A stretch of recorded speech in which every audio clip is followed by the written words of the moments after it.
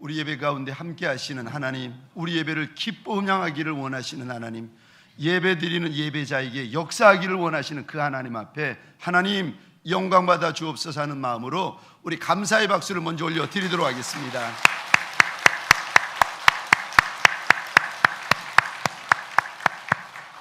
소원합니다. 평생 우리 하나님 앞에 감사하고 평생 우리 하나님 앞에 영광 올려 드리는 하나님의 사람들 되시기를 주의 이름으로 축원합니다. 말씀을 나누기 전에 먼저 우리 평생 내 눈물, 내 진액, 내 피를 하나님 앞에 다 쏟아 부으시고, 그리고 교회를 위하여, 양떼들을 위하여 내 눈물 아까워하지 아니하고 내 피를 아까워하지 아니하신 우리 사랑하는 원로 목사님, 우리 잠시 모시고 교회에서 준비한 작은 선물 우리 함께 나누도록 하겠습니다. 우리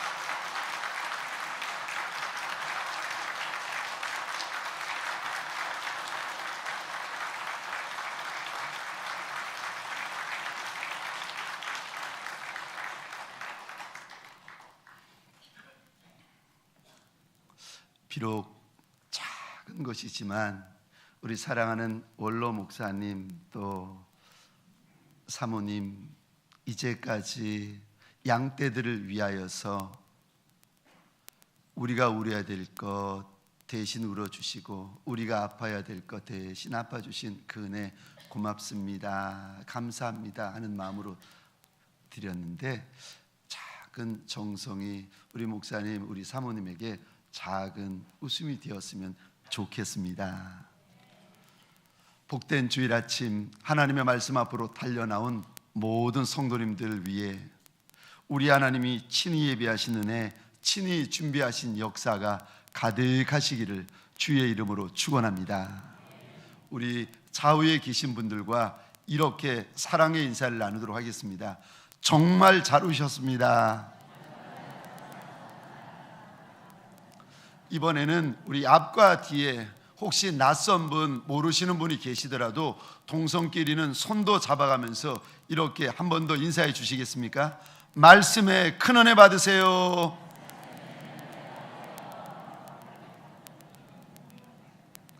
저를 한 번 더 따라해 주시겠습니까?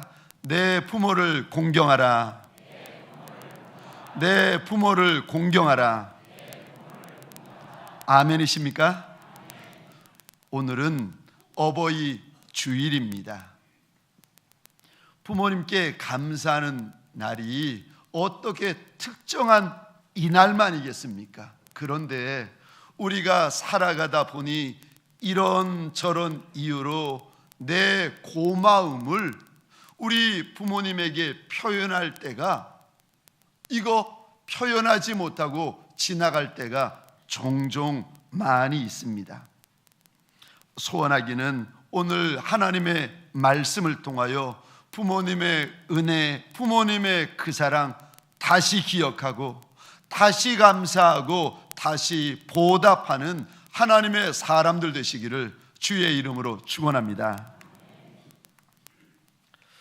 같은 내용이지만 우리 신명기 5장 16절, 우리 이 말씀을 한 목소리로 다시 한번 읽어보도록 하겠습니다. 시작.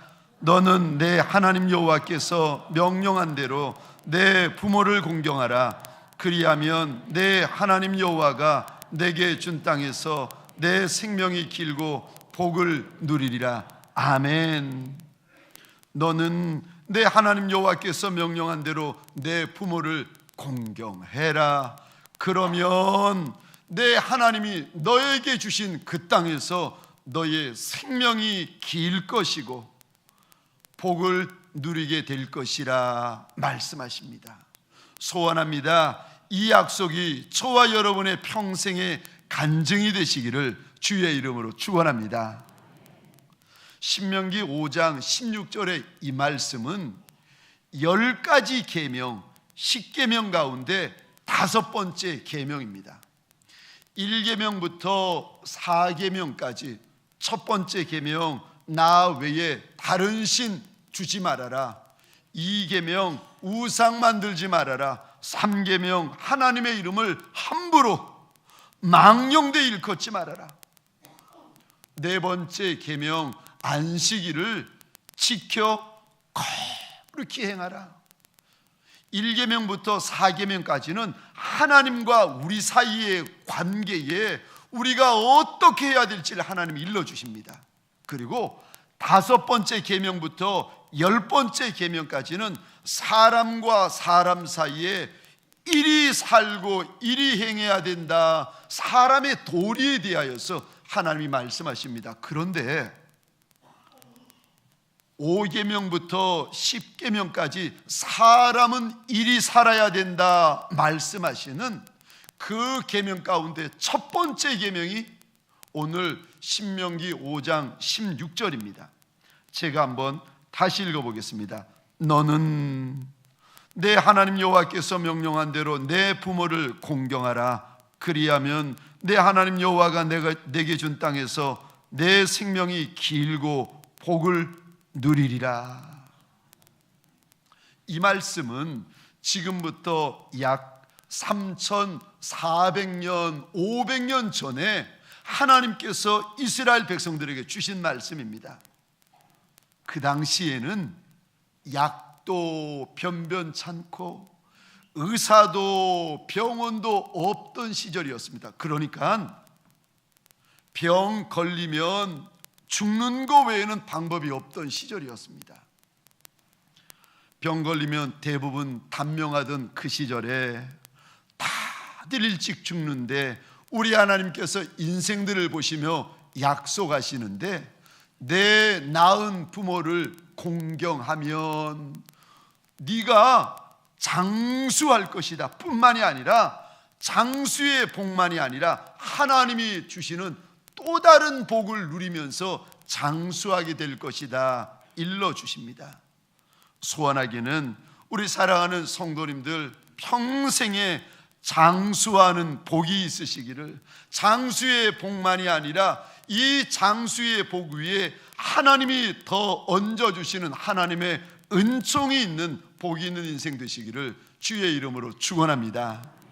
어떻게 하면 하나님이 원하시는 공경을 내가 내 아비와 어미에게 할 수 있는 것입니까? 하나님은 우리의 부모에게 어떤 공경을 하라고 말씀하시는 것입니까? 첫 번째, 하나님이 원하시는 공경은 부모를 존중하라는 것입니다. 오늘 본문에서 내 부모를 공경하라, 신명기 5장 16절, 에베소서 6장 1절로부터 3절에 보면은 내 부모를 공경하라, 여기 공경하라, 공경하라는 그 원어가 그 뜻이 무엇인가 하면은 무겁게 여기라라는 뜻입니다.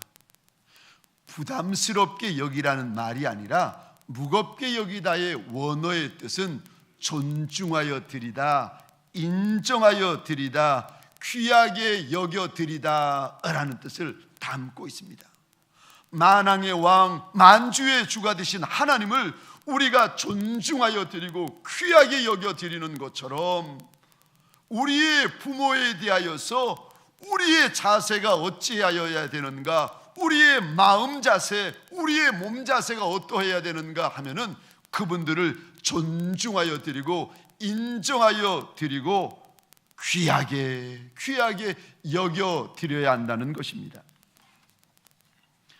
신명기 27장에 보면 이스라엘 백성들이 출애굽한 연후에 40년 만에 드디어 그 약속의 땅에 들어옵니다. 젖과 꿀이 흐르는 땅이라고 말씀하셨고 축복의 땅이라고 말씀하셨고 영광의 땅인 그 가나안 땅에 첫 발을 내어디는데 스톱! 하나님이 잠깐 그들을 멈추게 하시거든요. 그 약속의 땅, 축복의 땅, 영광의 땅에 들어가자마자 이 일부터 행해라 하시는 명령이 27장에 나옵니다. 그게 무엇인가 하면은 약속의 땅, 축복의 땅에 들어가자마자 12지파를 반으로 나누라는 거예요. 6지파는 에발산 위에 서고 나머지 6지파는 그리심산 위에 서가지고 밑에 산 밑에서 레위 지파 사람들이 이리 외칩니다. 하나님의 말씀에 순종하면 축복이요. 그러면 산 위에 서 있는 사람들이 아멘. 또 밑에 있는 레위 지파 사람들이 하나님 말씀에 불순종하면 저주요. 그러면 산 위에 있는 12지파 사람들이 또 아멘. 에발산과 그리심산 위에 서서 이 고백을 먼저 하라는 것입니다. 그런데 제일 첫 번째 레위 지파 사람들이 이리 외쳐야 되고 이스라엘 백성들의 귀전에 이 말을 드려야 되는데 첫 번째 드려야 할 말이 무엇인가?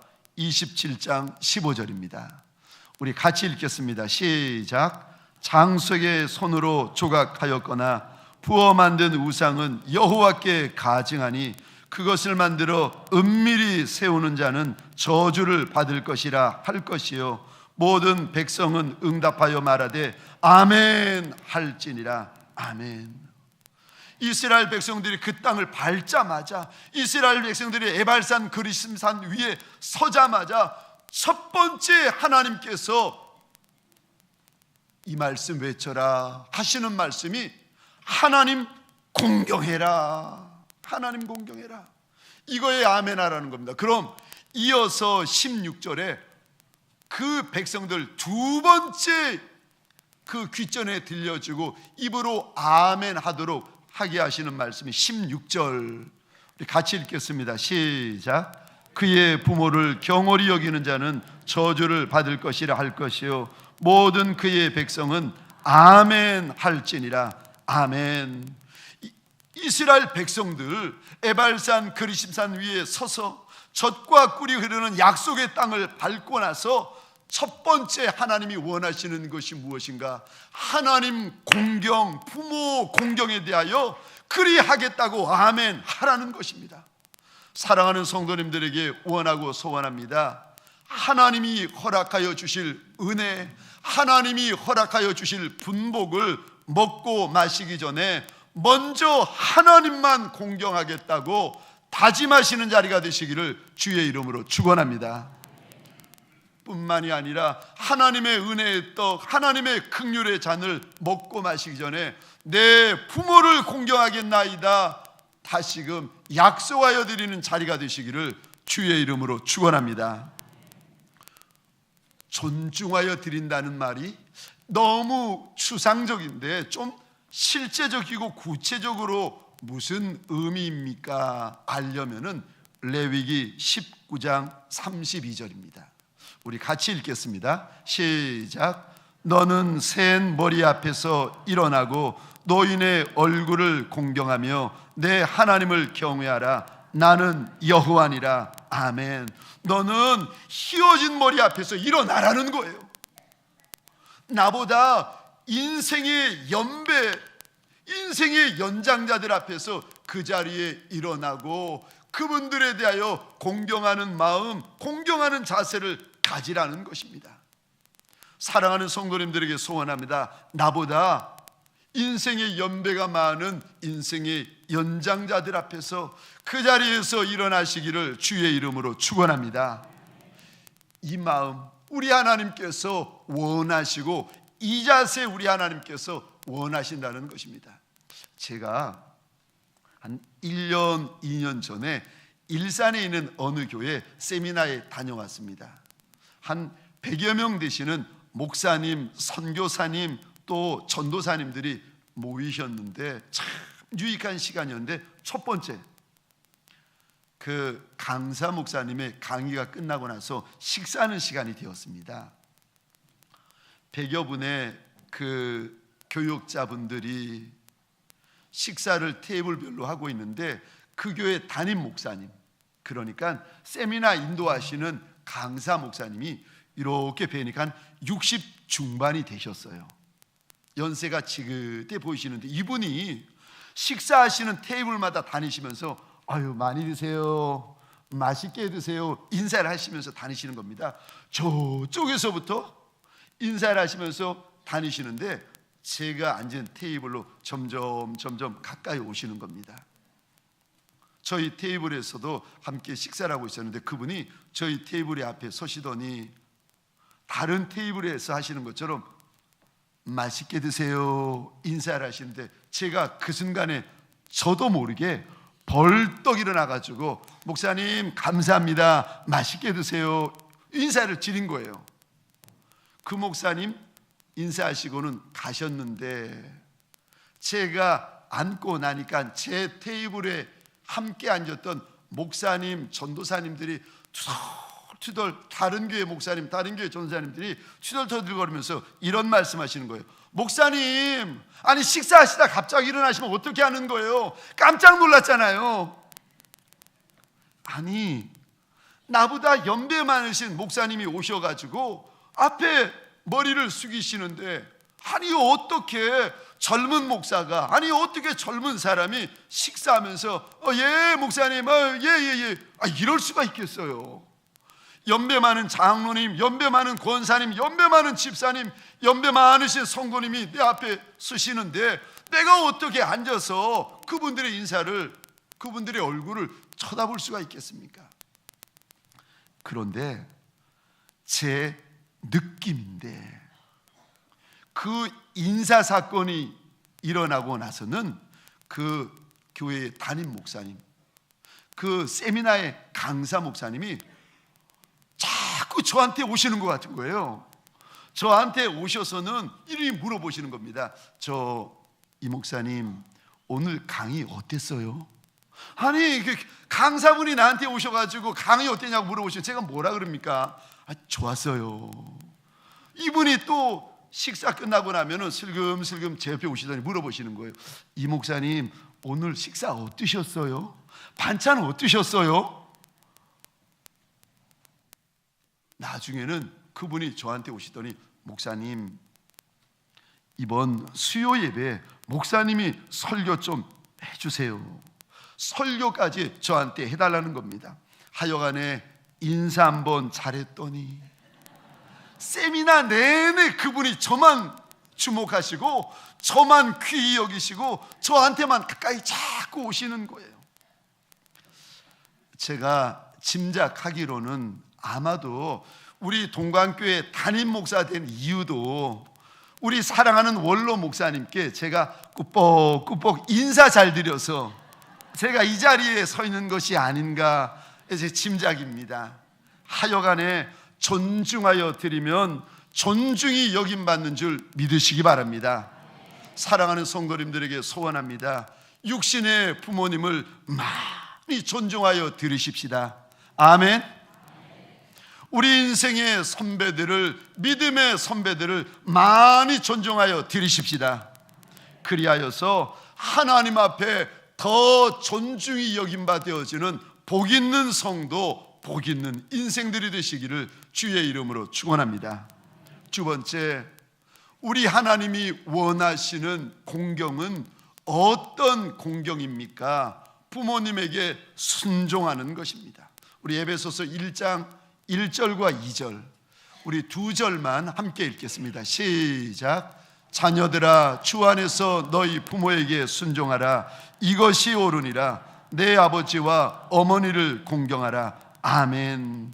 이것이 옳다. 여기 옳다라는 원어의 뜻은 거룩하다, 흠이 없다 라는 뜻입니다.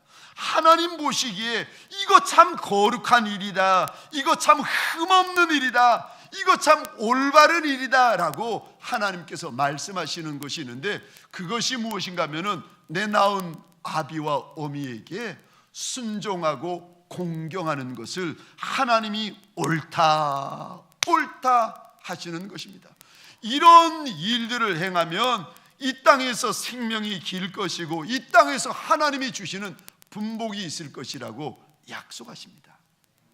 그런데 순종할 때에 자녀들아 너희 부모에게 순종하라. 여기 순종하라 말씀하시는데 부모 앞에 다른 어떤 단서, 다른 어떤 조건도 하나님이 달지 않으십니다. 좋은 부모, 훌륭한 부모, 대단한 부모, 돈 많은 부모에게 순종하라. 하나님이 그리 말씀하시는 것이 아니라 너희 부모에게 순종해라. 하나님께서 명하십니다. 내 아비가 내 보기에 어떠하든지, 내 어미가 내 보기에 어떠하든지 간에 순종하라는 것입니다. 그것이 하나님 앞에 거룩한 일이고 그것이 하나님 앞에 흠없는 일이라고 일러주십니다. 우리 주님 이 땅에 계실 때에 33년 하늘 아버지에게 끝까지 순종하십니다. 심지어는 골고다 언덕 십자가 위에서 말 한마디 하는 것이 그것이 고통이고 지옥과 같은 통증인데 이거 견디어내시면서 제자 요한에게 이런 부탁을 하십니다. 요한아, 보아라, 너희의 어머니시다. 예수님의 육신의 어머니 마리아를 제자 요한에게 당부하고 있습니다. 내 어머니일 뿐만이 아니라 너의 어머니시다. 어머니를 보살펴다오. 어머니 좀 맡아다오. 제자에게 당부하고 있습니다. 이삭이 아버지 아브라함에게 순종할 때 번제단에, 모리아산 번제단에 올라 죽기까지 순종하고 있습니다. 우리 하나님이 자녀된 이들에게 아비와 어미에 대하여 거역하지 말고, 아비와 어미에 대하여 반역하지 말고, 대들지 말고 순종해라, 순종해라. 그것이 하나님 보시기에 옳다. 그것이 하나님 보시기에 약속 있는 모습이다 일러주십니다. 미국 플로리다에 가보시면 아주 멋지게 지어놓은 근사한 한국 식당이 있습니다. 이 식당의 주인은 한국인 집사님 부부이신데 식당에 들어가 보시면은 그 현관 입구에 어머니의 사진을 크게 걸어 놓았습니다. 아버님이 일찍 돌아가신 후에 미국 다른 도시에 사시다가 이제 아들 내외와 함께 이곳에 오셨습니다. 가진 돈이 있나요? 없으니까 그 해변 앞에 조그마한 식당을 열고는 지극정성으로 손님들에게 대접했는데 이 식당이 소문이 난 겁니다. 사람들이 찾아오고 줄을 서고 돈을 벌 때마다 저축하고 오래도록 이들 부부가 수고하고 애써가지고 이제 돈을 모았습니다. 큰 식당 땅을 사고 건물을 짓고 이제 한국 식당을 오픈하려는데 그만 연세 많으신 어머님의 병이 깊어지시고는 세상을 떠나시는 겁니다. 어머님이 세상을 떠나시기 전에 아들 내외를 앉혀다 놓고 이 아들 집사님에게 이런 두 가지 유언을 남기셨다고 합니다. 첫째, 식당을 잘 경영해다오. 그러나 사업보다 인생의 주인이신 하나님을 더 귀히 여기는 마음을 가지고 살아야 된다. 두 번째, 아들아, 이 식당에서는 술을 팔지 않았으면 좋겠다. 이 두 가지 예언을 남기시고는 세상을 떠나셨습니다.